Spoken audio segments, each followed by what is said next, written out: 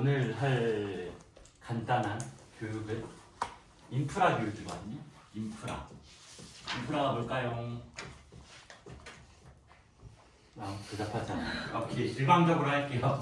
그러니까 보통 IT에서 인프라라고 얘기하는 거는 크게 한 두 가지인데 하드웨어적인 측면도 좀 있고 이거를 소프트웨어에서 구축하는 거에 쪽으로 두 개 있는데 보통 우리 회사에서 인프라를 구축한다는 거는 이 지점은 잘 없고 보통 소프트웨어적으로 어떤 서버들을 구축하고 뭐 올리고 동작시키는 걸 보통 인프라를 구축한다고 하거든요. 근데 뭐 물론 그 좀 약간 산으로 갔다 돌아오면 인프라라는 용어는 보통 웹 쪽에서 많이 써요. 그 웹 반대편에는 뭐 시스템 프로그래밍이나 아니면 뭐 그러니까 윈도우 뭐 안드로이드 이런 그 어플 쪽이 아니라 웹 쪽에서 보통 인프라를 많이 쓰는데 이게 우리가 개발 공부했을 때 등급 같은 거를 좀 나누면 초급, 중급, 고급, 특급 보통 이렇게 나누거든요. 그러면 여기에 뭐 각자 그 등급을 알 수 있겠지만 초급은 인프라까지는 아니고 내가 웹 뭐 CRUD든 코딩을 짠다. 그럼 이런 지점에 좀 있다고 이해해 주면 될 것 같고 중급 같은 경우에는 코딩, 뭐 설계 그리고 인프라 일부라고 생각해 주면 될 것 같고 여기는 이제 설계가 아니라 전체 뭐 PM 그 다음에 이 PM 업무 중에는 인프라 아키텍처 같은 것도 좀 있어요. 설계 뭐 DB 정도로 나눠 놓을 수 있거든요. 그리고 특급은 이제 다 잘하는 거니까 그냥 넘어갈게요. 그래서 이제 내가 아직은 웹 코딩 쪽에 집중을 한다면 내가 중급으로 올라가려면 이 중에 설계나 인프라도 있고 고급으로 가려면 인프라나 설계는 무조건 들어가야 된다라고 일단은 이해를 해주고 가면 좋아요. 그래서 다시 원래대로 돌아오면 이 인프라가 무엇이냐 인프라라고 하면 보통 크게 한 세 가지로 나눠요. 웹, 와스, DB 그리고 하나는 더 있으면 네트워크 정도로 나누거든요. 그럼 여러분들이 개발하면서 제일 많이 들었던 용어들 자, 와스, 톰캣, DB, 뭐 MySQL, 마리아DB, 오라클, 웹, 아파치 네트워크는 뒤에 얘기할게요. 보통 이런 용어들을 많이 쓰는데 그럼 우리가 얘기해줘야 될 거는 그 웹, 와스, DB의 정의부터 우리가 좀 알아야 되는 부분이 있겠죠. 그래서 웹이 뭐냐? 웹은 지금 옛날의 웹 정의랑 좀 달랐는데 요즘에 쓰는 웹의 정의는 어떤 통로, 경로 같은 느낌으로 웹을 보통 얘기를 많이 해요. 그러니까 어떤 사용자가 IP를 치고 들어오면 웹 서버를 통해서 들어온다 라고 이해해 주면 되고 와스는 톰캣이니까 우리가 어떤 코딩을 웹서버에서 개발을 하잖아요. 그럼 그 비즈니스 로직이 서버에 올라가서 로그인을 한다든지 뭐 게시판을 작성한다든지 해서 비즈니스 로직을 만드는 걸 이제 와스라고 하는데 와스의 정확한 정의는 웹 어플리케이션 서비스일 거예요. 그래서 그 웹이 이 웹은 아니고 그러니까 와스라는 건 어떤 서버에서 우리가 구현한 동작들이 올라가는 개념이다. DB는 데이터베이스니까 넘어갈게요. 근데 여기서 우리가 웹 서버를 이제 개념은 어떤 통로나 경로에 가는 거라고 얘기했잖아요. 그러면 이거를 실제로 구현한 어떤 우리는 오픈소스를 쓰지만 누군가는 이걸 그러니까 서버 프로그래밍을 해서 만들어 놓은 거거든요. 그럼 이런 오픈소스가 뭐가 있냐? 웹 서버는 우리가 제일 많이 하는 아파치가 있을 거고 그다음에 요즘에 한 최근 많이 쓰고 있는 엔진 X가 있을 거고 네, 그거 말고 아무튼 보통 이 정도랑 국산 중에 웹투비인지 제우스인지 헷갈리는데 웹투비였던 것 같아요. 웹투비라는 그 어디야 팀엑스에서 만든 웹서버가 따로 있어요. 그래서 이런 거는 국내 공공에서 많이 쓰고 이건 전 세계적으로 많이 쓴다. 그러면 와스는 뭐가 있냐? 아까 얘기했던 톰캣이 있고 그 다음에 우리가 스프링 부트에서 보통 톰캣을 서버를 설치 안 하고 쓸 때가 있거든요. 옛날 프로젝트는 이거를 톰캣에 설치하고 거기다 올려야 되는 프로젝트가 있고 요즘 거는 런하면 그냥 바로 돌아요. 스프링 부트의 메인문. 그런 건 이제 내장 톰캣 같은 게 내장 와스 같은 게 있고 그리고 인메디드 환경에서 도는 뭐 정말 경량 와스, 제가 이름이 기억이 안 나는데 그런 게 있고, 또 웹2B랑 매칭되는 제우스라는 팀엑스에서 만든 그 와스 서버가 있다 라고 생각해 주면 돼요. 그래서 일단 이 꼭지에서는 웹이랑 와스랑 DB라는 개념을 설명해 주기 위해서 여기까지 설명을 했고, 그러면 자, 얘네들이 도대체 뭘 하는데 라고 보면, 우리는 개발할 때 보통 얘기 드는 게 통계시랑 DB밖에 없어요. 근데 이거를 우리가 뭐 개발 환경보다는 조금 운영 환경에서 이 서버들을 구축한다고 가정하면, 이게 클라우드든 구축형이든 처음에 제일 먼저 뭐가 필요하냐면 IP가 필요하겠죠? IP. 뭐 이거 공인 IP겠지? 그 다음에 연결되는 게 이 앞단에는 도메인이 있을 거예요. 우리가 얘기했던 뭐 nmk.월.kr도 있을 거고 뭐 게이트도 있을 건데, 그런 도메인이 IP랑 붙어요. IP랑 붙어서 이 IP를 치면 이 IP랑 연결된 건 실제로 아파치라는 곳에 어떤 설정을 통해서 붙어요. 그럼 이 설정은 뭐 나중에 여기부터는 여러분이 공부해야 되는 영역인데, 뭐 버추얼 호스트라든지, 그래서 땡땡 80 이렇게 치면 80으로 이 IP를 쳐서 들어오면 어떤 설정이 돌고, 443으로 돌면 이제 SSL 인증서를 타고 이 아파치로 들어오는 거예요. 그 다음에 이 아파치에서 다시 우리가 다른 서버가 있어요. 톰캣, 그러니까 물리적인 다른 서버라고 이해해주면 편해요. 이 톰캣으로 연결을 해주는 거예요. 연결. 그럼 이 연결을 하려면 우리가 그냥 누군가 이 연결을 작업을 해야 될 거잖아요. 그럼 보통은 일반적으로는 아파치 톰캣 구조에서는 8009라는 포트를 쓰고, 얘는 AJP 포트라고 하거나 보통 모드 JK 기술을 커넥터를 쓴다라고 생각을 해주시면 돼요. 그래서 이거를 조금 더 지워서 구조적으로 설명을 해주면, 제가 글씨를 못 쓰니까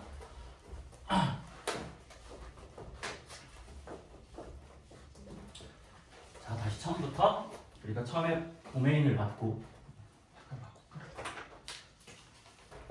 도메인 IP, 그 다음에 아파치 톰캣 DB. 그러면 이제 물리적으로 구분되는 서버는 이렇게 물리적으로 하나, 이렇게 하나, 뭐 필요에 따라 같은 서버에서 구축할 수 있어요. 이렇게 연결이 되는 거예요. 우리는 여기까지는 알고 있어요. 얘네가 DB가 일반적으로 3306 포트를 써서 ID 패스워드 연결한다는 걸. 아파치랑 톰캣은 아까 얘기한 8009번 모드 JK 쓴다는 거.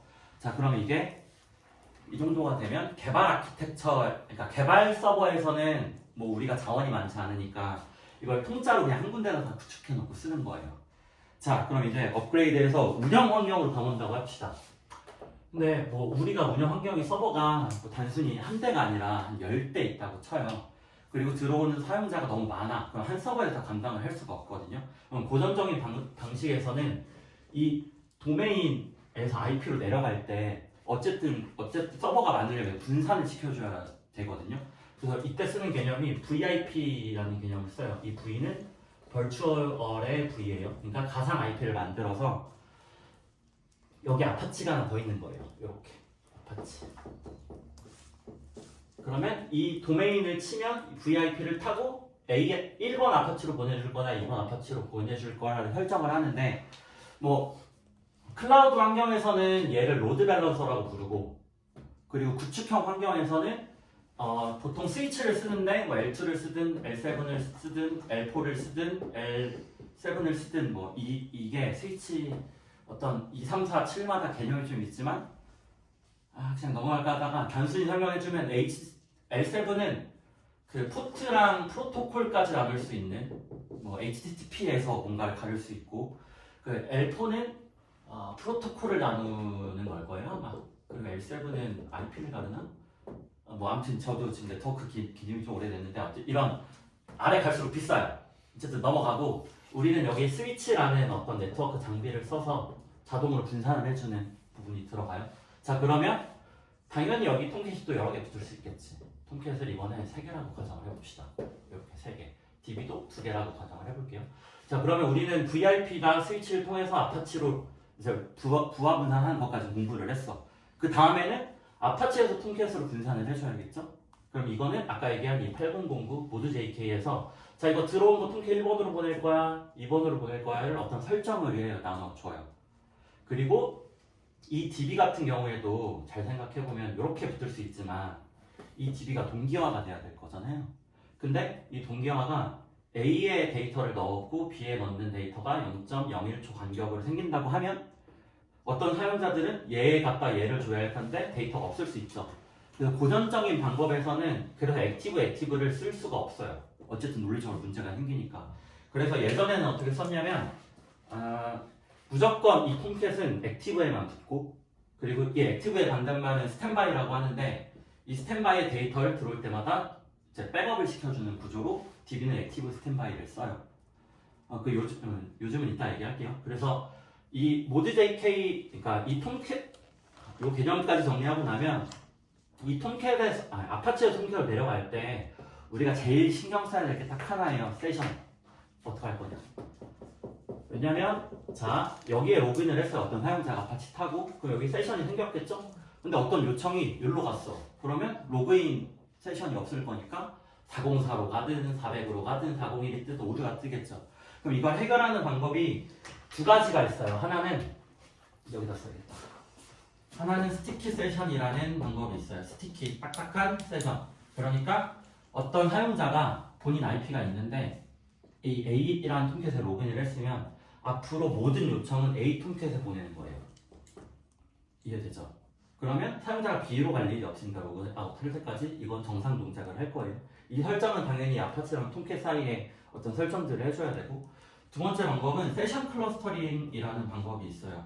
왜 이렇게 박나? 그렇잖아. 이 세션 클러스터링이라는 건 그냥 단어를 좀 직관적으로 이해하면 좋은데 클러스터링 어떤 팝 총체 같은 느낌으로 이해해주면 A에 로그인을 하면 이 세션을 B 톰캣에서 주는 거예요. 그러면 그러니까 요 A 톰캣에 로그인해서 B의 그 로그인 세션을 만들어 주니까 어디로 가든 상관은 없겠죠. 그래서 이 방법이 있는데 장단점이 있어요. 스티키 세션은 이렇게 톰캣을 두 개를 구축한다는 건 액티브로 만든다는 뜻인데 A가 죽었어. 내가 로그인을 하고 있는데 그러면 이제 B로 가겠지만 내 요청은 여기 로그인이 어떻게 로그인 페이지가 뜨겠죠. 그럼 단점이죠. 정확한 진정한 의미의 이중화라고는 할 수는 없어요. 그냥 부하 분산시켜주는 정도의 단점이 있고 세션 클러스터링은 이런 단점을 극복을 했겠지만 상대적으로 구축하는 비용이 스티키 세션보다는 상대적으로 높아요. 그러니까 그 인프라 작업할 때 조금 힘든 지점이 있어요. 자, 그러면 우리가 이거를 경험적으로 좀 돌이켜보자면 어떤 이중화된 시스템을 조만간 어떤 시스템을 이중화를 시켜야 돼요. 서버 와스를. 그러면 자 스티키 세션을 만들었어. 자 5시에 배포를 하겠습니다. 배포를 했어. 그러면 이 사람들 세션 다 끊기고 B로 가겠죠? 지금은 하나니까 당연히 서버가 아예 접속이 안 되겠지만 그래서 지금 고객 쪽 요청한 세션 블러팅을 해달라. 그러면 제가 얘기하는 건 상대적으로 좀 비용이 드니 시간이 좀 걸린다 라는 것들을 체감적으로 느낄 수 있고 그래서 우리는 이게 이중화가 된다고 하면 운영 서버가 이제 내려갑니다가 아니라 이중화되어 있으니까 순차적으로 하면 정상 동작 됩니다 라고 얘기할 수 있는 지점이 생긴다는 건 우리 약간 경험적으로 얘기할 수 있는 거 대신 조금 더 그 기술 레이어로 내려가면 이 동기화되는 시점이 있거든요. 그러니까 뭐 이 도메인에서 그 VIP가 이 아파치를 탐색을 하는 주기가 있어요. 여기에 요청을 3초를 했는데 3초가 지났어. 응답이 안 왔어. 그럼 일로 가요. 마찬가지로 이 아파치에서도 이 톰캣을 요청을 보냈어. 3초야.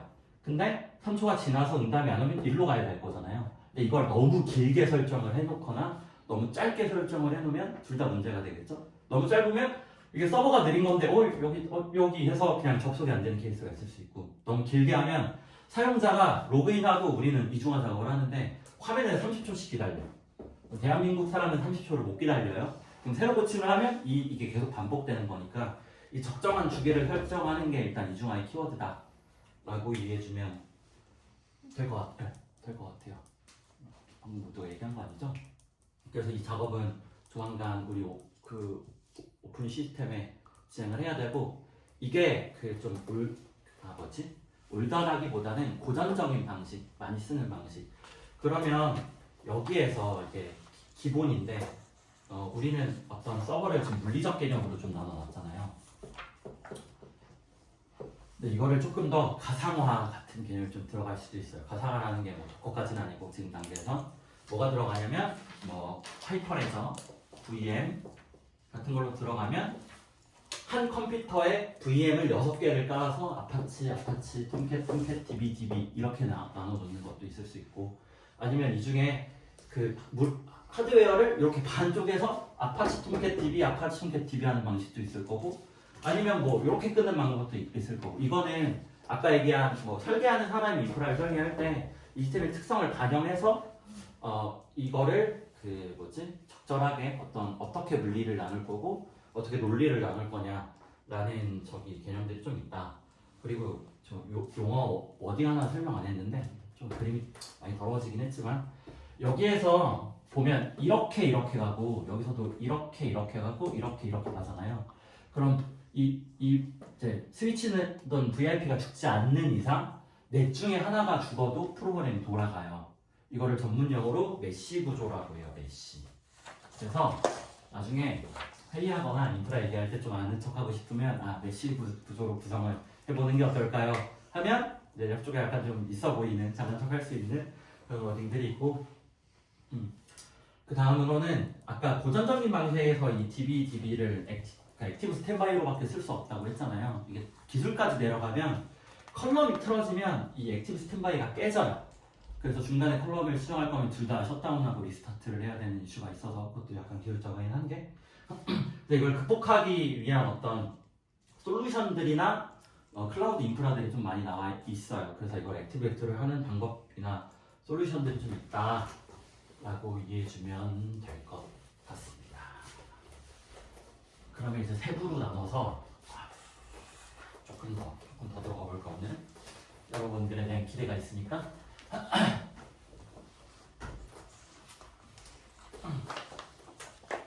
그래서 이제는 인프라로 얘기했으면 사실은 아파치랑 톰캣에 대한 구조로만 설명했는데 아까 얘기한 아파치랑 톰캣은 사실 한 세트라 그랬잖아요. 아파치, 톰캣. 그럼 여기에는 특수한 전용 커넥터 아까 얘기한 모드.jk를 쓴다고 했어요. 근데 와스랑 웹서버 종류가 너무 많으니까 이거를 좀 일반적으로 쓰는 기술이 이제 모드.jk라는 특수한 커넥터 말고 프록시라는 걸 써요. 프록시. 얘기는 많이 들어봤고 우리는 약간 감으로 프록시가 뭔지를 알아. 그러니까 이거를 전달자 같은 느낌으로 좀 생각해 주면 될 것 같아요. 그래서 아파치에도 그러니까 와스에 연결하는 방식이 이제 뭐 톰캣이 모드.jk도 있겠지만 프록시라는 게 있어서 우리가 지금 어떤 스프링 부트를 사용하는 프로젝트는 졸려 스프링 부트는 그 모드.jk를 쓸 수가 없어요. 왜냐면 톰캣이 아니니까. 그러면 이 프록시라는 기술을 써서 우리가 기본적으로 스프링 부트를 띄우면 8080 포트를 쓰죠. 내장 톰캣이니까. 그럼 어떤 프록시라는 기술을 써서 이렇게 붙이는 방법도 있어요. 그리고 이게 조금 더 구조적으로 어려워지면 아니다. 그 다음에 엔진엑스도 할게요. 엔진엑스도 프록시 엔진엑스는 모드.jk 커넥터가 있는지 모르겠지만 없는 걸로 알고 있거든요. 그러면 스프링 부트로 붙이면 이 프록시를 써서 이렇게 붙일 수 있어요. 이 프록시가 그런 의미의 프록시라는 의미로 생각해주면 돼요. 근데 인프라 하는 사람들끼리는 자 이거 얘는 아파치고 얘는 스프링 부트니까 프록시로 연결합시다 하면 잘 찾아가고 180이랑 443이 들어오면 이 8080으로 보내주는 어떤 엔진엑스 설정이든 아파치 설정을 붙여주면 된다 라고 얘기를 하는 거고 조금 더 어렵게 얘기하면 자 이게 앞에 웹서버가 한 대가 아닐 수가 있어요. 아파치 갔다가 엔진엑스 갔다가 이렇게 하는 케이스도 있거든요. 우리 기서버가 그렇게 되어 있어요. 참고로 지금 구조는 아니지만 예전에 그렇게 되어 있었어. 그러면 이 아파치에서 엔진엑스로 프록시를 보내고 엔진엑스에서 기서버로 이제 또 프록시를 보내는 이런 해괴한 구조가 가끔씩 개발하다 보면 나온다. 자 이해했죠? 지금 몇 시에요? 몇 분이나 지났어?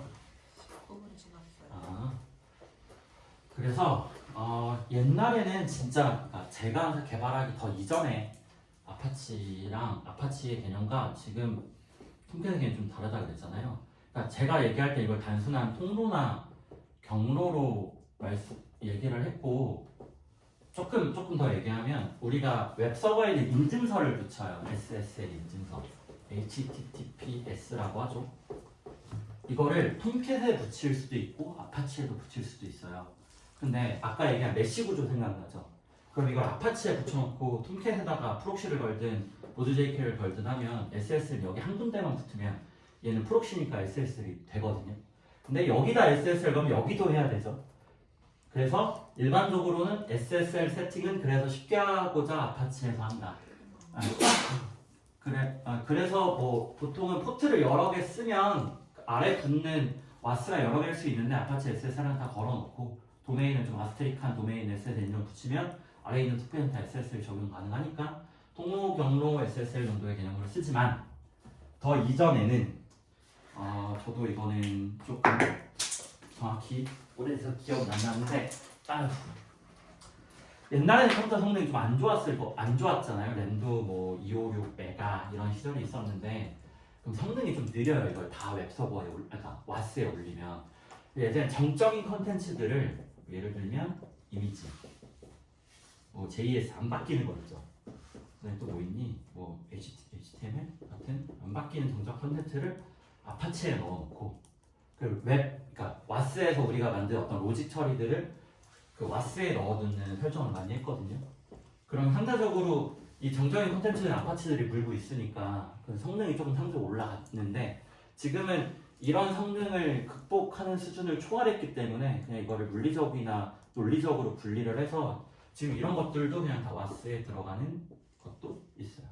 그러니까 옛날 글 찾아보면 어떤 뭐 리소스 폴더는 아파치에 넣어놓고 이런 글들을 좀 찾아볼 수도 있을 거예요. 지나가다 봤거나 그런 이유는 얘 때문에 생긴 거라고 생각하시면 됩니다. 그러면 기본적으로 저기 뭐지 인프라 세팅을 다 했고 그러면 이제 뭐 기술적인 얘기를 더 얘기를 할까 하다가 여러분들은 이제 더 흥미로울 것 같은 얘기를 해주면 그냥 이제 이건 경험적인 주관이지만 초급에서 중급으로 넘어갈 때 기본 되는 소양이 저는 인프라라고 생각을 해요. 근데 이거를 어느 지점이냐면 구축할 수 있는 수준까지라기보다는 자 이게 아파치에서 문제가 있나 톰캣에서 문제가 있나 이 서버 구조가 어떻게 되어 있나를 보고 예를 들어서 어떤 서버가 죽었어요. 지금 로그인이 안 돼. 그럼 그걸 살릴 수 있는 수준을 얘기하는 거예요. 그럼 443에 뭐 텔넷을 때려서 안 들어가지면 아파치가 죽었네. 그리고 이게 방화벽이 열려 있다면 뭐 8080이나 뭐 8090 같은 걸 텔넷을 열려 있으면 아파치가 죽었구나. 근데 80은 되는데 뭐 이제 8080이 안 돼. 그럼 톰캣이 죽었구나. 이거를 내 머릿속에 있어야 이거를 대응이 가능할 거잖아요.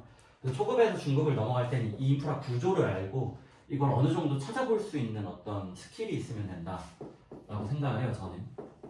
그리고 중급 정도 되면 개발을 포함한 개발자 기준으로 이거를 리눅스 서버 아무것도 깔려있지 않은 서버를 주고 여기다가 내가 아파치도 깔고 톰캣도 깔고 DB도 깔고 그러면 서버가 좀 분리되어 있다 그러면 여기다 포트, 그러니까 방화벽도 열고 포트도 열고 계정도 그 루트 계정이 아니라 각 권한이 있는 어떤 계정들을 생성해서 뭐 톰캣에서 DB로 가는 우리 루트 계정이나 팡커니 계정들 있잖아요. 그걸 붙이고 앞에 톰캣 갈 때는 애니로 여는 게 아니라 44380만 연다든지 이런 것들을 내가 구축할 수 있는 수준. 개발은 기본이에요. 지금 여기 했을 때. 네, 그리고 여기서 이제 그 뭔가 약간 고급으로 넘어가면 여기에 뭐 세션 클러스터링을 어떤 정책으로 가져갈 거냐. 그리고 주기를 뭐 3초로 할 거냐. 아까 얘기한 뭐 10초. 그러면 이게 운영을 하다 보니까 이거 3초 너무 길다. 1초로 하자. 이건 시스템이 좀 오래 걸리니까 7초 정도로 하자. 해서 튜닝하는 수준. 정도가 아마 조금 중급 고급 정도 되지 않을까 개발자 기준에서. 그리고 이거를 SI 구조 관점에서 직책으로 풀면 이걸 IA라 그래요. 인프라 아키텍터인가 아키텍처인가 그럴 거예요. 그럼 이 사람은 보통 특급으로 빠져요. 그러면 공공 기준으로 월단가가 800인가? 800에서 1000사이였던 것 같은데 뭐 그래요. 그래서 물론 이 IA라는 수준은 단순히 아파치 톰캣 이 정도 수준은 아니에요. 그래서 그냥 개발을 빼더라도 이거 하나만 제대로 알면 굶어 죽진 않는다를 좀 어필하고 싶었다. 그러면 약간 마지막 TMI인데 이 IA가 뭘 하는지를 알려줄게요. 이건 오히려 MSA 쪽 서비스에 더 가깝기도 해요. 그러면 MSA 구조나 그 반가상화 기술에 대한 설명이 좀 있어야 되는데 아까 얘기한 그 VM이나 뭐 하이퍼레서, 그 도처박스, 뭐 하이퍼레서 같은 기술들은 OS를 가상화한다고 하거든요. 컴퓨터 안에 이 운영 체제를 가상으로 올리는 거예요. 컴퓨터가 있다면. 근데 반가상화 제일 유명한 도커라는 기술은 운영 체제 위에 어떤 서비스를 가상화한다고 얘기를 해요. 그래서 아래에 있는 운영 체제 자원들은 좀 공유해서 쓰고 좀 라이트하다고 얘기하는데 그러면 요즘에는 인프라를 어떻게 쓰냐? 그러면 내 컴퓨터에 어쨌든 내 물리적 컴퓨터가 있을 거고 여기에 도커라는 애를 깔아. 그 도커에 대한 어려운 기술적인 얘기는 하지 않을게요. 그럼 이 도커가 생태계가 구축이 되어 있어요. 그러니까 도커는 어떤 이미지라고 생각하면 돼요. 프로그램처럼. 그럼 여기에 아파치가 깔려 있는 이미지가 있고 DB가 깔려 있는 이미지가 있고 그 톰캣이 깔려 있는 이미지가 있어요. 이거를 그냥 우리 깃에서 풀 받듯이 풀을 받아 배포를 해. 그럼 이게 그냥 세 개가 서비스로 프로세스로 떠요. 그럼 여기에 들어가서 요 연결을 해주거나 좀 더 추상을 하면 이 세 개를 이미지로 묶어 있는 애가 있어요. 얘를 받아갖고 풀어. 그럼 풀려요. 그러면 우리가 고전적인 방식에서 사실 아파치를 깔려면 제 기준으로 공부하는 한 29일 정도 걸렸거든요. 근데 이것만 알면 사실은 아파치를 그러니까 그 컴파일하는 수준까지는 아니고 이 도커만 잘 써도 이 개념을 알고 있으면 도커 레이어, 그러니까 기술적으로 아파치가 뭐냐, 아파치를 어떻게 설치하냐, 아파치를 어떻게 쓰냐로 간다면 도커만 알면 여기서 끊겨요. 아파치를 어떻게 쓰냐로 끊겨요. 그럼 내가 더 내 기술 레이어에서 그 내려갈지 올라갈지는 뭐 여러분들의 선택인데 이게 반가상화 기술을 쓰면 사실 이 아래는 궁금하지 않아도 된다. 대신 이게 잘못 설치되어 있을 때 대응은 안 되겠죠? 진짜 이게 더 들어가면 오픈SSL 같은 버전 문제가 생겨요. CF3 같은 거 발견되면 그럼 이 아파치를 다시 깔아야 되는 순간도 있어요. 이게 오픈SSL 기준으로 빌드가 되거든요. 그러면 내가 도커를 여기까지밖에 못 써. 그러면 이거를 오픈SSL이 최신 버전인 걸 다시 받아고 하면 되겠지만 내가 능력이 있다면 들어가서 수정할 수도 있으니까 이건 마치 스프링 이전과 스프링 후의 웹 개발은 다르다 약간 이런 거랑 비슷해요. 네. 그래서 다시 원래대로 돌아와 이 도커를 뭐 이미지로 갖고 있어서 배포를 하고 받고 그걸 회사의 도커 어떤 S3 서버를 더 가지고 컨테이너 서버를 더 가지고 운영할 수 있는 환경과 그리고 조금 더 나아가 이거를 잘 만들면 그 부하가 늘어. 그럼 이 그러니까 아파치에 갖고 있는 도커를 자동으로 10개씩 늘려주고 새벽이 됐어. 하나로 줄여. 이거 동적으로 한다고 하거든요. 이게 MSA 그러니까 MSA 아키텍처 기본인데 이런 것들을 뭐 쿠버네티스 같은 기술을 좀 쓰면 자동으로 그러니까 사용자가 늘어나면 뭐 도커 서버를 막 늘리고 줄이고 DB 서버도 막 줄였다 늘리고 할 수 있을 정도가 되면 나는 IA다 라고 주장해 볼 수 있어요. 그리고 이 정도 서비스를 구축하는 거는 우리가 개발하는 그런 수준이 아니라 뭐 게임 서버 아니면 뭐 카카오 메신저 같은 서버 그리고 또 엄청 대국민 서버 기준들 같은 거 있죠. 이런 거를 안 만들면 서버 비용이 진짜 장난 아니게 많이 들거든요. 예를 들어서 예전에는 뭐 다른 서버긴 그러니까 소켓 기준이긴 했는데 한 서버당 3,000명 정도를 감당했다고 해요. 지금은 아니에요.